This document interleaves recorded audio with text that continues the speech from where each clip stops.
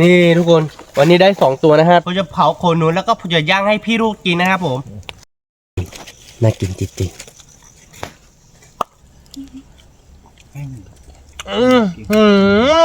สุดยอดแล้วทุกคนดีครับวันนี้มาพบกับผมจอไดย่าครับผม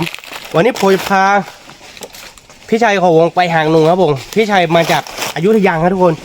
คือวันนี้เราไม่รู้ว่าเราจะได้หรือเปล่านะฮะชื่ออะไรครับพี่ลูกครับนี่พี่ลูกของผมครับผมเราดูกันว่าวันนี้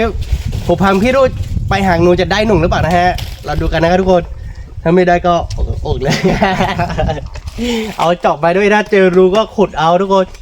ถ้าจะอยู่ในโพรงไม้ก็ยินเอาให้เรามีหนักเซตติ้งอยู่ครับไปกันแล้วครับผมไปเลย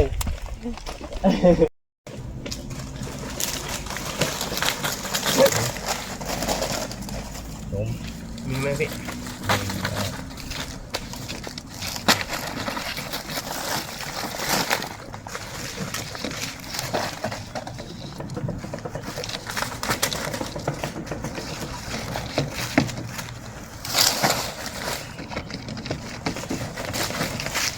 น่าจะไม่มี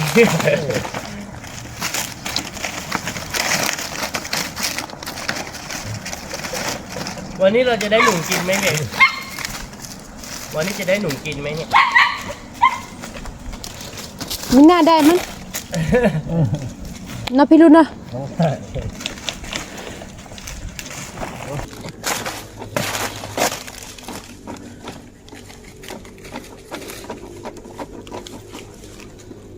รูนี้ไม่มีเลย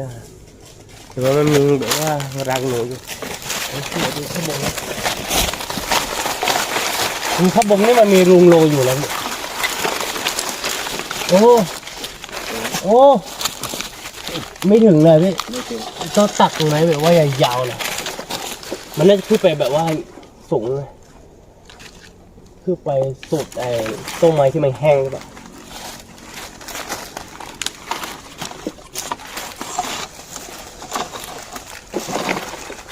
โอ้มีถึงถ้ามีนี่ถ้าสมมติว่าเราเสียขึ้นไปแล้วมันจะวิ่งลงมาไหมพี่วิ่งใช่ไหมเราตักไม้แบบว่ายาวๆมาหนึ่งอันพี่คิดว่าวันนี้จะได้กินหนูไหมครับพี่ไ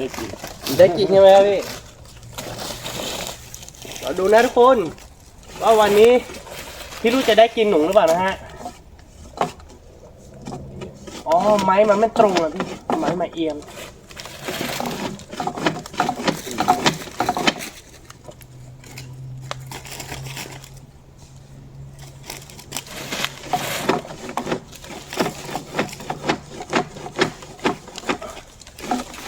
มีขนติดมาว่าถ้ามีขนติดมานี่แสดงว่ามีตัวนะทุกคนขนไม่ติดเลยทุกคนน่าจะไม่มีตัวนะแต่ว่าพอจะรอเสียบดูอีกรอบนึงนะฮะมันจะมีรอยกัดขนหนูอยู่นะครับผม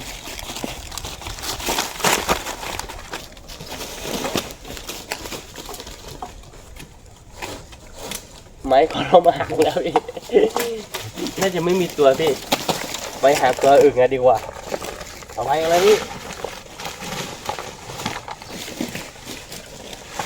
พี่เคยเดินป่าแบบนี้ไหมพี่ไม่เคย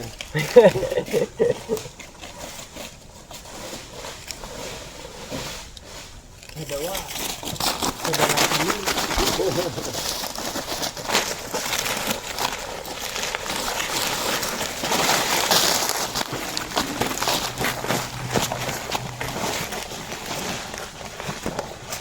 ตัวนี้มีโพรงเหมือนกันนะ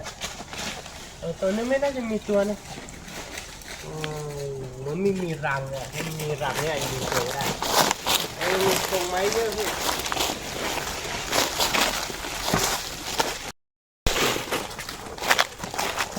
ที่เหนื่อยไหมครับพี่ไม่เหนื่อยสะดวกดีแล้วพี่นะ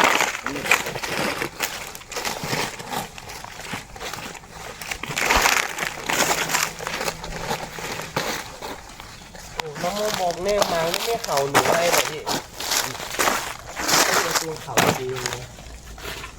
ตัวเข่าไม่มา พ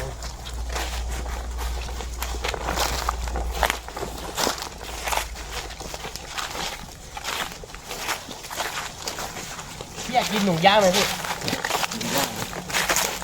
ครับผมได้หนูแล้วผมจะย่างให้พี่กินนะเดี๋ยวเอาเดมหน่อยนะพี่ คือพี่รุ่มเนี่ยทุกคนเป็นคนแบบว่าไม่ค่อยพูดฮะ พูดน้อยครับทุกคนแต่นักตลกนะทุกคนยังไม่มีแฟนครับใช่ไหมพี่ ใช่ครับ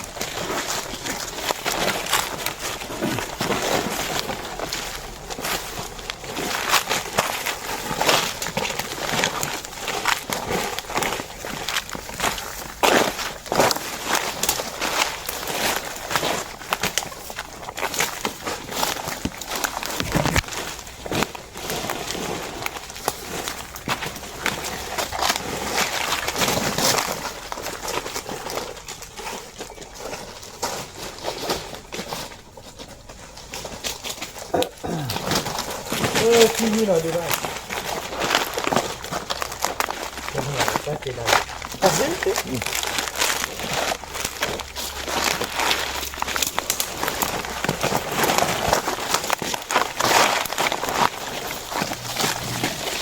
ดูนี่ใช่รังหนูหรือเปล่าเนี่ยพี่รังหนูนะเนี่ยมีใบไม้เยอะๆหรือว่าหนูอาจจะมีสักตัวนึงนะพี่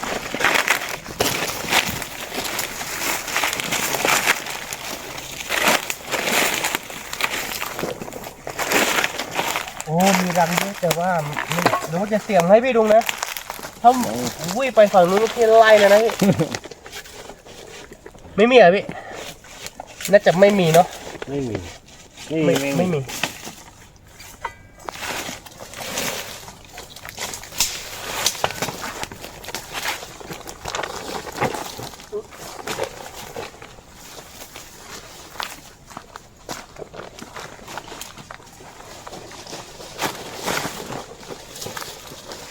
มาหาหนูที่ทา2 ยางด้วยกันนะครับ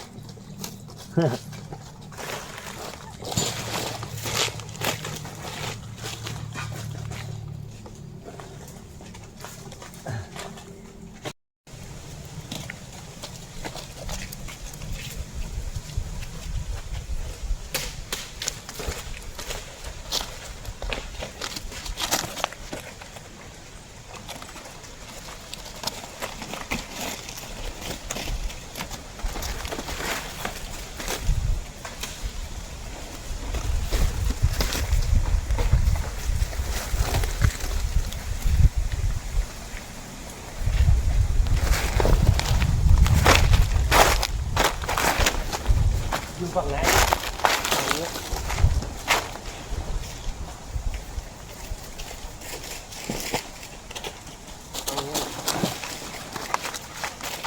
อันนี้เลยดูมือเนี่ยเลยมือหน่อยไม่คอยดูนะ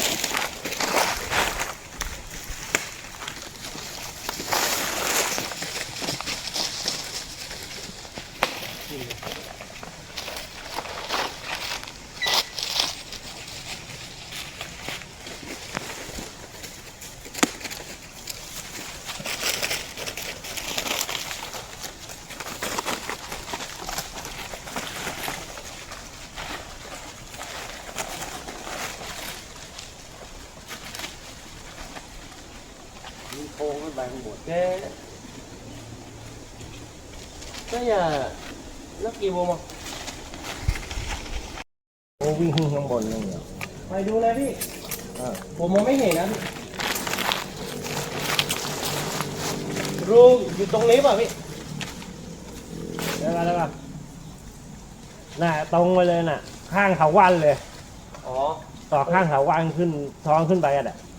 ตรงนี้ใช่ไหมพี่ น่าจะโพรงก็มีขึ้นไปอีกน่ะ ผมขึ้นไปเหรอพี่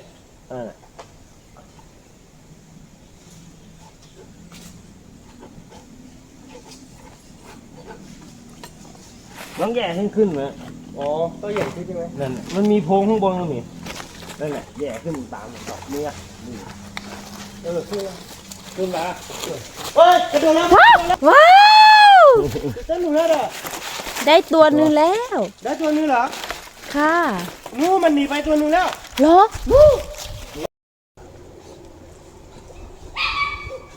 น่าจะอยู่ในรูนั่นน่ะดูแล้วอ๋อทะลุขึ้นข้างบนแล้ว ขึ้นข้างบน ไม้อะ ถ้าถ่ายรูปแล้วเสร็จว่ามีแค่2ตัว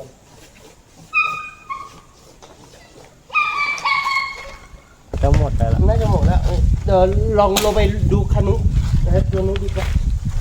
มันน่าจะเข้าไปในรูเนี่ยเพราะว่ามันวิ่งลงไปตรงนั้นเนี่ยพี่ อยู่ในรูเนี่ยยังคุดอยู่ เราจะโยนกระป๋องลงนะ อ๋อใช่แล้ว กระป๋องหนักนะพี่ มันก็โดดไปนู่นตัวหนึ่งลงตรงนี้ตัวหนึ่ง ตัวนี้ผมมองไม่เห็นผมเห็นแต่ตัวนี้ ค่อยๆโลนะครับ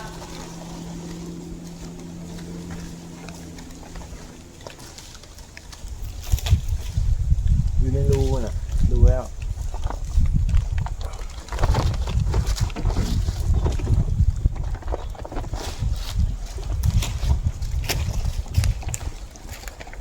ผมไม่รู้จะลงไปได้หรือเปล่าเนี่ยพี่ต้องลงไปยังไงเนี่ยต้องขึ้นให้มันง่ายแต่ต้องลงไปนี่แหละมันยาก รถเก่า ไม่มีที่จับเลย ไม่มีที่จับ มันมีที่จับแล้วก็พอขึ้นมามันง่ายอยู่เพราะมันมีหนามอยู่ แต่ตอนนี้หนามมันลอกออกเลย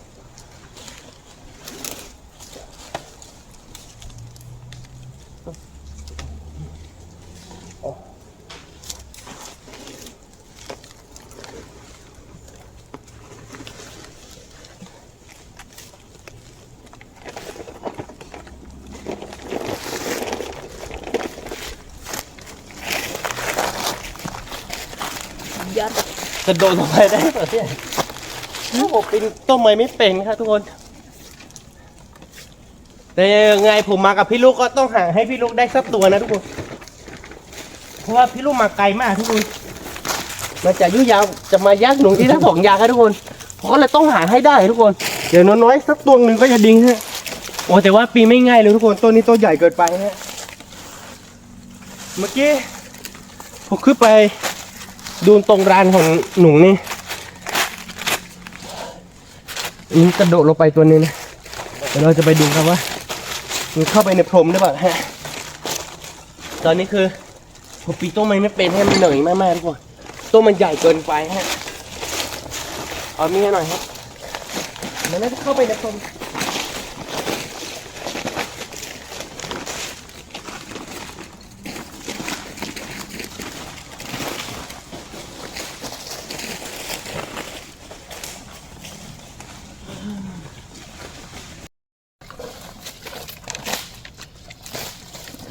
ผมให้ชวมก่อน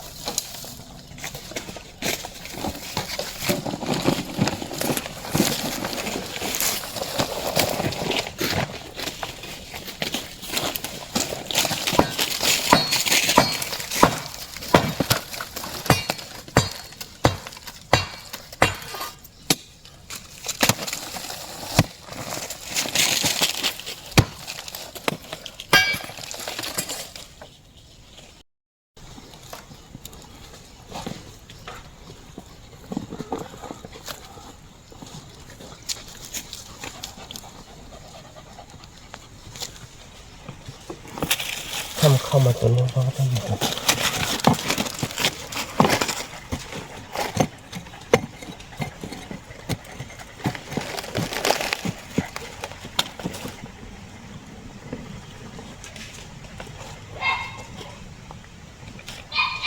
หม่อมได้แหละให้ดูนี่ขึ้นมานี่ก่อนโอ้พี่ขึ้นมานี่นี่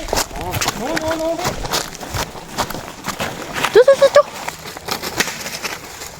โดนไหมโดนไหม นี่ทุกคนไอ้ตัวนี้ฮะถ้าตัวนี้แบบพี่ได้นี่ตัวนี้แบบนี้ป่ะ ใหญ่กว่า ใหญ่กว่าใช่ไหมที่ผมเห็นกระโดดลงมาตัวนี้ตัวใหญ่กว่านี้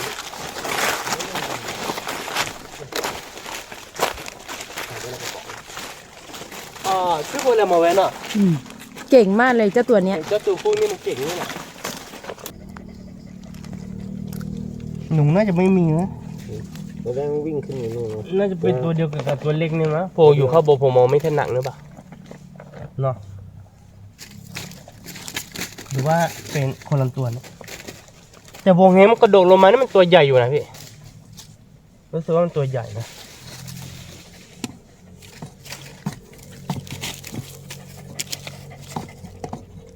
ที่พี่ได้นี่ใหญ่กว่าใช่ไหม แต่พวกฟอง พอๆกัน ตัวพอ อ๋อแส แสดงว่าวันนี้เราได้แค่2 ตัว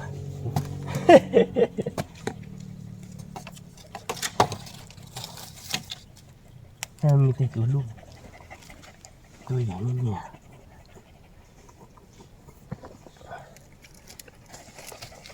แสดงว่าวันนี้เราได้แค่2 ตัวนะทุกคนตัวไม่ได้ใหญ่มากนะครับ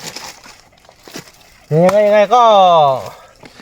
พี่ลูกมาจากยุยังก็เดี๋ยวผมจะทำให้กินนะทุกคนเราดูกันนะฮะว่าพี่ลูกจะชอบกินหรือเปล่านะฮะเราดูกันนะครับผมพี่ลูกมาไกลมากทุกคนมาจากยุยังนะฮะแกมาจากยุยังแล้วก็มาหาผมที่บ้านที่ท่าศอกยางนะครับผมเขาอยากจะเดินป่ากับผมครับผมเราดูกันนะครับตอนนี้เราได้หนูแค่2 ตัวนะฮะผมจะทำให้พี่ลูกกินว่าพี่ลูกจะชอบกินหรือเปล่านะฮะทุกคนเพราะว่าวันนี้หางหนูมาทั้งวันก็ไม่ได้ฮะผมเจิมพรมอยู่ขบงนู่นแต่ปกติผมเป็นคนปีนต้นไม้ไม่เก่งครับทุกคนคือไหนๆพี่ลูกมากับผมทันทีก็ผมก็ต้องหาให้ได้ทุกคนอย่างน้อยๆก็ได้2 ตัวนะฮะเดี๋ยวผมจะไปทำให้พี่ลูกกินฮะเราดูกันว่าเมนูอะไรครับผมเดี๋ยวกันนะครับพี่ลูกได้หนูกี่ตัวนะพี่ลูก2 ตัวนี่วันนี้ผมพาพี่ลูกมาหาหนูครับทุกคนได้หนู2 ตัวแล้วก็ผมจะเผาแล้วก็ผมจะย่างให้พี่ลูกกินนะฮะไหนๆพี่ลูกมาตั้งไกลฮะมาที่ยุยางนี่ยุยางกับท่าสองยายนี่น่าจะมากี่กิโลได้พี่500 กว่าโลระยะถักว่า500 กว่าโลเพื่อมันกินหนูกับผมที่ท่าสองยายนะครับทุกคนคือยังไงผมก็ต้องหาให้ได้ครับตัวเล็กตัวใหญ่ไม่สำคัญใช่ไหมพี่อยู่ที่ว่าเราจะได้หรือเปล่าแค่ไหนใช่ไหมนี่ทุกคนวันนี้ได้2 ตัวนะฮะพี่ลูกมาไกลมากครับจากยุยางมาท่าสองยางก็ประมาณ500 โลฮะเพื่อมันกินหนูกับผมที่ท่าสองยางนะครับผมหนู2 ตัวไม่ได้ใหญ่มากพี่ลูกบอกว่าตัวเล็กแบบนี้กระดูกมากรอบทุกคนมันอร่อยจริงเราดูกันว่ามันจะอร่อยขนาดไหนผมจะย่างให้พี่ลูกกินนะฮะผมแล้วผมจะเผาขมหนูก่อนนะฮะผมจะเผาขมหนูแล้วก็ผมจะย่างให้พี่ลูกกินนะครับผมพี่ลูกกินได้เปล่าครับได้ครับ2 ตัวฮะทุกคนวันนี้2 ตัวนะฮะตัวใหญ่อยู่นะครับผมปีนต้นไม้ไม่เป็นครับทุกคนเพื่อนอยากจะให้พี่รู้ได้กินนะฮะก็เลยปีนไปครับผม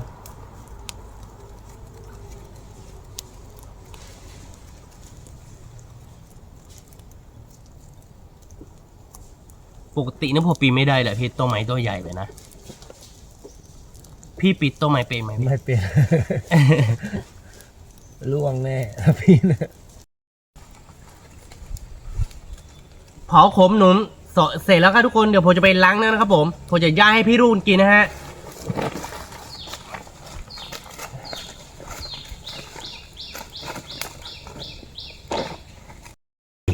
น่ากินจริงๆ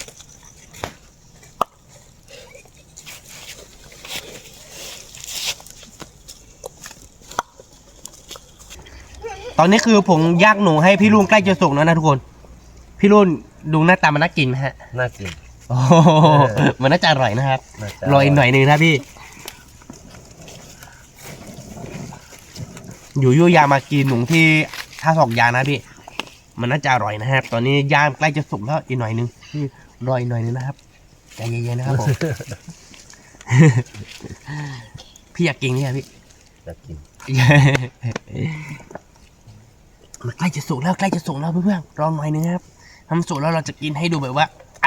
ร่อยแล้วครับพี่คิดว่ามันจะอร่อยไหมครับพี่น่าจะอร่อยโอ้ไฟไม่แรงหรือเปล่า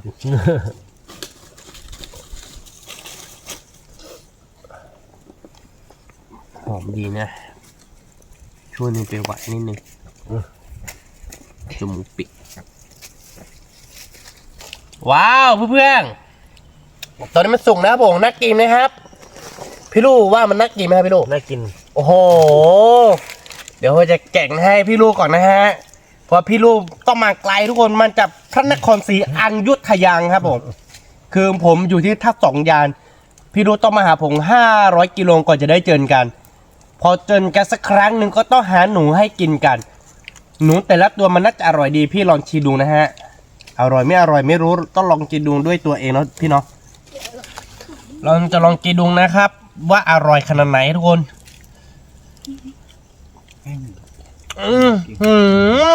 สุดยอดแล้วทุกคนอร่อยไหมครับพี่อร่อยกรุบกรอบทุกคน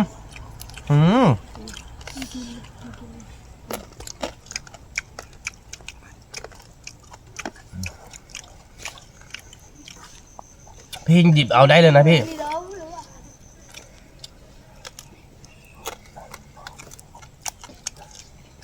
เพื่อนๆมากินด้วยกันไหมครับ อร่อยมากเลยครับผม นี่พี่ลูกหยุ่นยุยางมันกินหนูที่ท่าสองยามอร่อยไหมครับพี่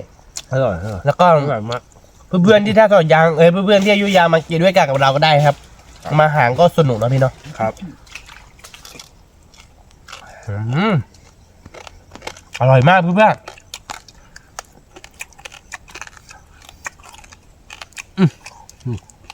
อร่อยจัดเพื่อนๆพี่หยิบได้เลยนะพี่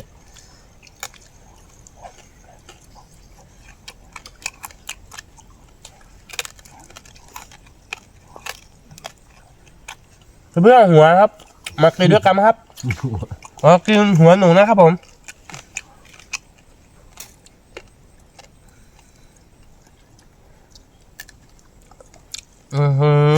อร่อยมากเพื่อนๆกินด้วยกันครับผมกรุบกรุบกรอบกรอบอะไรยังไงก็ไม่รู้เพื่อนๆหยิบเอาเลยพี่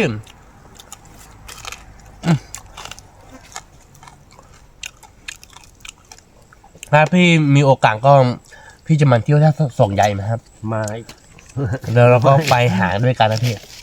เดี๋ยวถ้าผมมีเวลาก็ผมก่อนพี่จะขึ้นไปที่อยุยังผมพาพี่ไปหาปลานะครับ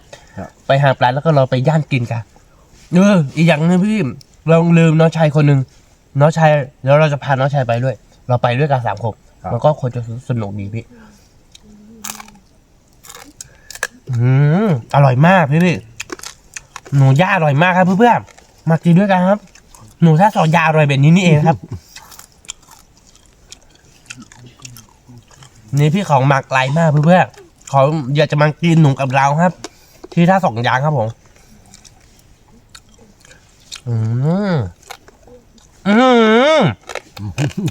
อร่อยมากเพื่อนๆ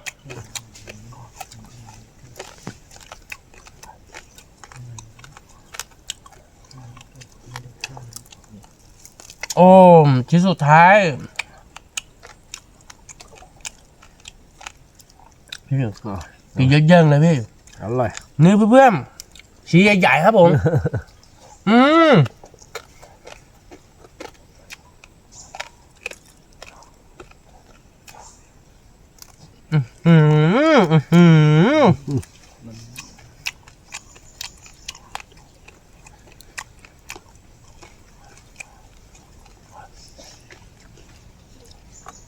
พี่พูดอะไรกับเพื่อนๆที่อยุธยาหน่อยครับ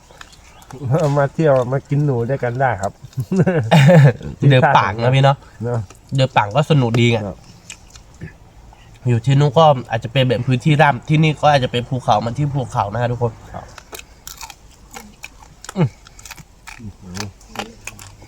อร่อยมากโอ้หมดแล้วนี่นะลืมตัวเลยอร่อยจนแบบว่าอร่อยจับเพื่อนๆอร่อยไหมครับพี่ อร่อย ถ้าพี่มีโอกาสพี่จะมาเที่ยวไหมครับ ไม้ แล้วถ้าพี่ลูกมีโอกาสก็จะแวะมาที่บ้านเราอีกครับเพื่อนๆเดี๋ยวผมจะพาพี่ลูกเข้าปังแบบว่าปังเรื่องเลยนะฮะถ้าโอกาสหน้านะพี่เดี๋ยวไม่กี่วันพี่ก็ขึ้นไปแล้วใช่ไหม ใช่ แล้วผมจะพาพี่ไปหาปลาก่อนฮะแบบว่าถ้ามีโอกาสหน้าก็เราเข้าปังลื่นแล้วก็จะไปหาอะไรก็ตั้งอะไรก็ได้เนาะ ครับ เข้าไปกินเข้าในปังกันมันจะอร่อยนะพี่